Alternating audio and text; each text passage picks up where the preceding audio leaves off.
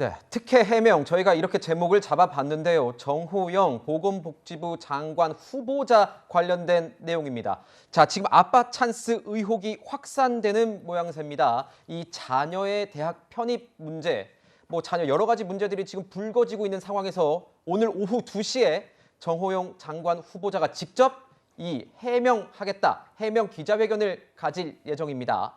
자, 우선 의혹부터 저희가 좀 짚어볼 필요가 있을 것 같아요. 구자영 차장께 설명을 좀 부탁드리겠습니다. 네. 이 정호영 차장의 이 두 자녀가 있는데요. 이 딸과 아들이 이 대학은 그 딸은 서울대를 나오고 아들은 이제 경북대를 나왔는데 그 두 자녀가 대학 졸업 이후에 경북대 의대에 편입을 했습니다. 네. 그런데 이 편입하는 과정에 혹시 당시에 경북대 의대 부총장 그리고 경북대 병원장을 맡고 있던 이 아빠 찬스를 쓴 거 아니냐, 이제 이런 의혹이 지금 가장 크게 제기가 된 상태고요. 또 한 가지는 이 정호영 이 후보자의 아들이 이 논문 공저자로 좀 등재가 돼 있는데 네. 과연 이 학부생이 KCI에 등재될 이 중요한 논문의 공저자로 올라가는 것이 이거 역시도 이 간접적인 아빠 찬스 아니었느냐, 이제 이런 의혹이 제기가 된 상태입니다. 그리고 이 딸이 의대에 편입했을 때 이 구술 평가에서 다른 후보자들과 달리 이렇게 만점을 받았다고 합니다. 네. 그런데 이 면접관들이 대체로 이 정호영 후보자와 가까운 이 의대 교수들이었기 때문에 이거 역시도 과연 정당한 이 평가였느냐, 이런 의혹들이 제기가 된 상태입니다.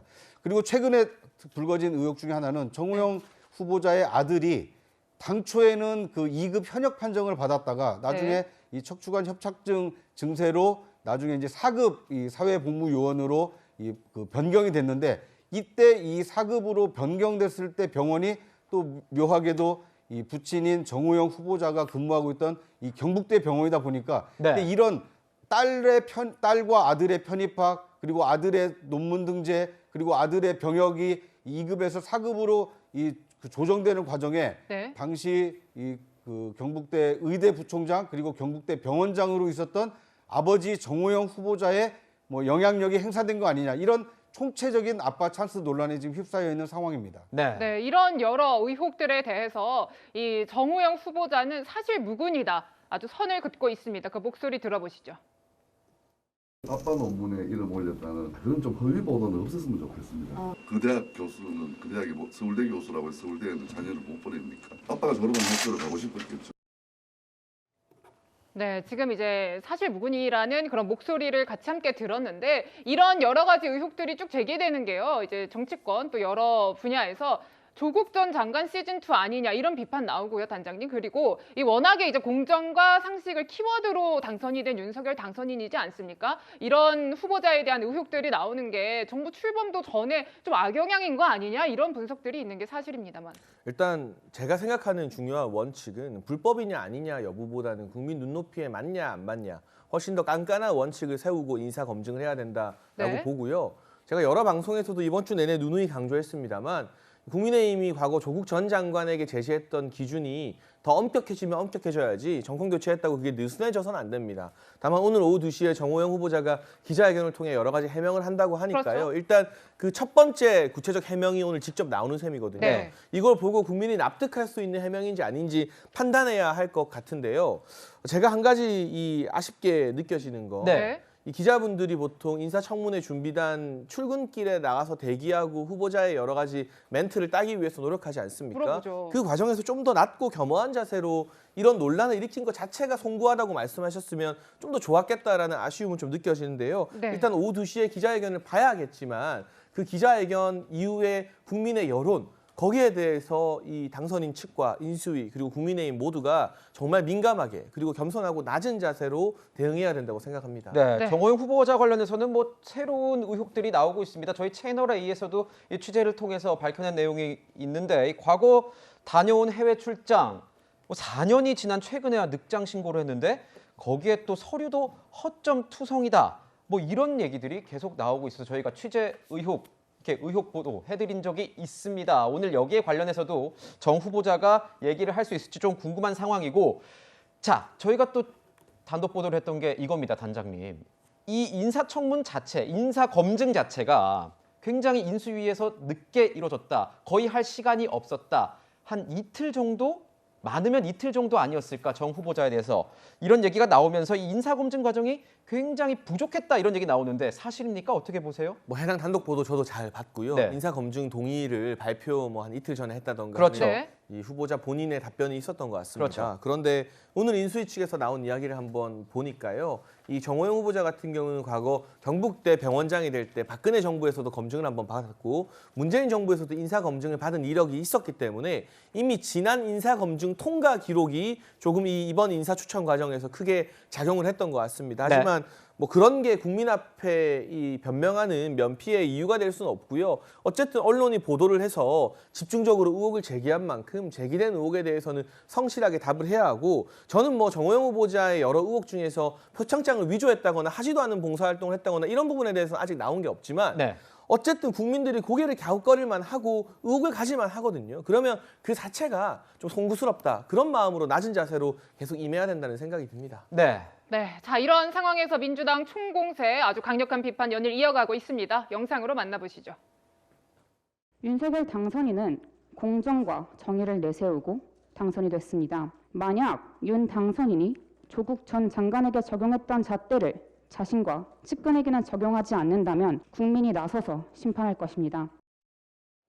네, 민주당의 공세 이어지고 있고요. 공정의 잣대 누구에게나 똑같아야 된다. 특히 이 공정을 고리로 비판을 하고 있는 것 같네요. 그렇습니다. 우리 국민 여러분들께 영린이라고 한다면 두 가지가 있을 것 같습니다. 자녀의 병역 문제, 그다음에 입시 문제일 것입니다. 근데 그 두 가지 의혹이 동시에 나오고 있습니다. 그리고 잘 아시지만 우리가 조국 전 장관 사례로 인해서 어떤 그 고위공직자들에 대한 검증의 잣대가 어느 때보다도 높아진 시점입니다. 네. 이제 국민 여러분들께서는 합법이냐 불법이냐 이런 것이 중요한 것이 아니라 눈높이에 국민들 눈높이 잣대에 맞느냐 그것을 판단하실 텐데요. 사실 그렇다면 여야 할 것 없이 모든 공직자들 그리고 모든 정치인에게 동일한 잣대가 적용돼야 하면 당연할 것입니다. 그리고 특히 그 인사검증 동의서를 하루 전에 제출했다는 부분은 참으로 좀 이상한 부분인데요. 상식적인 부분은 아닌 것 같습니다. 아무래도 윤석열 당선인의 40년 직이었다는 부분이 좀 작용을 하는 것이 아닌가라는 또 의혹이 있을 수밖에 없는 것이고 네. 그리고 사실 인사검증 동의서를 하루 전에 제출해서 실제로 검증할 수 있는 시간이 하루밖에 없었다는 것은 인수위 측에서도 굉장히 난감한 상황이었을 것 같습니다. 네. 그렇다면 과연 그 정호영 그 후보자를 지명하는 과정에서 인수위의 검증보다는 윤석열 당선인의 어떤 그 윤심이 더 작용한 것이 아닐까라는 생각을 당연히 할 수밖에 없는 것이고 네. 그 사실 여부를 떠나서 윤석열 당선인에게 지금 현재 매우 큰 정치적 부담이 되는 것만은 뭐 명확한 사실입니다. 그렇군요. 윤석열 당선인 측에는 그만큼 부담이 되는 것은 사실이다. 여기에 대해서는 공통적으로 의견을 가지고 있는 것 같습니다. 자, 정 후보자 어제까지만 해도 뭐 이런 내용도 나왔습니다. 자진 사퇴설 나오고 있었는데 정 후보자 그게 아니라고 말했습니다. 보시죠. 자진 사퇴 의사 관련해서는 지금 뭐 별다른 변화는 없으시고 그대로 왜 자꾸 사퇴하라 그러세요? 입장이 어떠신지만 여쭤볼게요. 아니 자꾸 사퇴하라 그러시는데 외관상 공정에게 문제가 있어 보인다라는 시각은 여전히 있거든요. 그렇게는 없습니다. 정의당이 후보 장관 후보자에 대한 부적격 의견을 냈는데 인사검증 청문회에서 밝혀지겠습니까? 자, 인사청문회에서 밝히겠다. 그에 앞서서 이제는 오후 2시에 이 해명 기자회견에서 밝히겠다 이런 얘기를 하고 있습니다. 지금 뭐 벌써 더불어민주당에서는 일각에서는 이런 얘기도 나옵니다. 조국 전 장관 뭔가 이 평행이론 두 사람이 같이 가는 것 아니냐 이런 얘기도 나오고 있는데요. 좀 지켜봐야 될 것 같습니다. 자, 이런 상황에서 제일 궁금한 건 이겁니다. 윤 당선인의 생각은 어떨까요? 들어보시죠. 오늘 오후 2시에 후보자 본인이 자청해서 기자간담회를 열고 그 의혹들에 대한 설명을 하겠다라고 한 상태이기 때문에 저희도 지켜보고 있는 상황이고요. 다만 그 부정의 팩트가 확실히 있어야지 않나 하는 생각을 당선인께서 말씀을 하셨습니다. 후보자 본인이 정확한 해명을 해서 국민들께 납득을 시킬 수 있는지 이러한 모든 것들을 저희도 한번 지켜보고 그리고 국민들의 말씀을 무엇보다 경청할 생각입니다. 구자영 차장께 여쭙겠습니다. 네. 이 부정의 팩트라는 걸 언급한 것을 보면 조국 전 법무부 장관과의 이 사태 비교를 하려고 한 것 같습니다. 대조를 하려고 하는 것 같은데요. 네. 어떻게 보십니까? 국민의힘 안에서도 굉장히 우려하고 있다고 들었는데요. 네. 저렇게 이제 부정의 팩트로 이렇게 이 논리의 방어막을 치게 되면 그것은 검찰의 어떤 압수수색을 통해서 진위 여부를 가릴 수밖에 없는 사안이거든요. 지금은 어쨌든 이 공직 후보자로서 이 적절한 이 도덕성을 가지고 있느냐와 관련된 각종 의혹이 지금 제기되고 있는 상태이기 때문에 네. 이 의혹을 팩트로 확인하는 데는 상당한 시간과 어떤 정보와 어떤 이 팩트를 수집하는 이 노력이 필요합니다. 그래서 인사청문 과정에 과연 이 부정의 팩트 여부를 이 판가름할 수 있느냐, 이것은 좀 시간이 걸리는 문제이기 때문에 쉬운 문제는 아닌 것으로 보이고요. 다만 문제는 지금 첫 인상과도 같은 이 첫 조각의 공직 후보자가 네. 윤석열 당선인이 대선 때 그토록 강조했던 이 공정과 상식의 눈높이에 맞는지, 그리고 윤석열 당선인이 인사 요건으로 얘기했던 이 능력 위주, 실력 위주의 이 공직 후보자로서 충분히 자격이 있는지, 이것에 대해서 국민들이 지금 고개를 갸우뚱하고 있는 상황이기 때문에 물론 오후 2시에 이 후보자의 그 기자회견과 해명을 충분히 들어볼 필요는 있어 보입니다만, 그럼에도 불구하고 기자회견 이후에도 국민들께서 의혹의 시선을 거두지 않는다라면 인사권자인 그 윤석열 당선인 판단 이전에 이 후보자 본인이 어떤 거취를 결정할 필요도 있어 보이지 않나 하는 생각이 듭니다. 네. 네, 자, 2시 기자회견은 좀 지켜봐야 될 것 같고요. 자, 이 후보자 중에서 또 시선이 많이 가는 분 있죠. 한동훈 법무부 장관 후보자입니다. 그에 대해서는 이제 전세 보증금을 가지고 부동산 문제가 의혹으로 제기가 되고 있는데, 좀 설명을 해드리면은 본인이 소유하고 있는 아파트에 이제 세를 놨고 원래는 전세 보증금이 12억 2천만 원이었는데 17억 5천만 원으로 인상해서 계약을 했다라는 거예요. 그러니까요, 단장님, 그러니까 상승률이 43%니까 이게 임대차법에 좀 걸리는 것 아니냐, 이런 지적이거든요. 이건 알아보니까 미담이던데요. 그 이전에 그런가요? 이분이 굉장히 오랜 기간 동안 시세보다 훨씬 낮은 가격으로 이 한동훈 후보자의 집에 이 전세를 살고 계셨고, 이사를 가겠다고 밝히셨다가 이제 그 이사가 좀 어려워지면서 원래 시세대로 계약을 한 겁니다. 그리고 계약갱신 청구권을 행사하지 않고 세입자와 이 한동훈 후보자 사이에 원활한 합의를 통해서 시세에 맞춰서 전세 가격이 마지막에 조정된 거라서요. 요즘 사실 이 한 아파트에 또는 한 집에 전세 2년 이상, 4년 이상 이렇게 오래 있는 케이스 오히려 임대차 3법 이후로 찾아보기 힘들어지는데, 임차인이 먼저 제안해서 정상적인 거래가 이루어졌고 임차인의 입장을 언론이 취재해서 물어보니까 그 이전에 오랜 기간 동안 시세보다 싸게 산 것에 대해서 오히려 고마워하는 마음을 가지고 계시는데, 민주당이 미담을 발굴해줘서 참 감사하다라는 이야기를 드리고 싶고요. 한동훈 후보자가 과거에 뭐 임대차 3법 찬성하거나 발의하지 않았죠. 임대차 3법이라는 시장 질서를 무너뜨리는 무리한 법안 발의해놓고 전세금 그것보다 많이 올린 박주민 의원 사례와는 확실히 비교되는, 반대되는 케이스라고 할 수 있겠습니다. 네, 그렇군요. 자, 지금 뭐 미담이라고 하셨는데 이겁니다. 7년 동안 시세보다 싸게 살았기 때문에 이번에는 시세대로 계약을 했기 때문에 오히려 미담이 될 수 있다. 이렇게 뭐 해명성 발언을 해주셨는데요. 민주당에서는 그렇게 보고 있지 않습니다. 이 미담이라는 내용 자체가 의혹이라고 보고 아마 인사청문회가 열리면 이 부분 포인트로 공략할 수 있다, 공세할 수 있다, 이런 얘기가 나오고 있습니다. 민주당은요, 1순위 낙마자로요, 한동훈 법무부 장관 후보자를 꼽고 있습니다. 보시죠. 한동훈 법무부 장관 후보가 권력기관의 개혁과 개편에 대해서 야반 도주국이라고 폄훼했습니다. 인사청문을 앞둔 후보자라고 보기 어려운 오만방자한 언행입니다. 역시 윤석열의 우병우, 윤석열 정부의 실질적 2인자 소통령답습니다. 국무위원으로서 스스로 심각한 함량 미달을 자인한 겁니다. 인사청문을 해보나 마나 이미 레드카드 퇴장입니다. 자, 민주당에서는요, 인사청문 만약에 열린다면 낙마 1위가 이 한동훈 법무부 장관 후보자다, 이렇게 얘기를 하고 있는데, 일각에서는 인사청문회 아예 보이콧까지 하겠다, 이런 얘기 나오고 있습니다. 의견 한번 들어보시죠. 반정치적인, 심지어는 좀 반인권적인, 반국가적인 이런 행태를 보이기 때문에 이 청문회 발을 들여놓게 할 필요가 있겠느냐, 이런 논의를 하고 있는 거죠. 틀림없이 이 한동훈 후보는 의도적으로 도발을 계속할 겁니다. 그래서 체급을 그쪽에서 얘기하는 것처럼 키우려고 할 겁니다. 저희들이 대통령 후계자로 키우려는 게 아니고 스스로, 그리고 그쪽의 기획이라고 보는 거예요, 저희들은.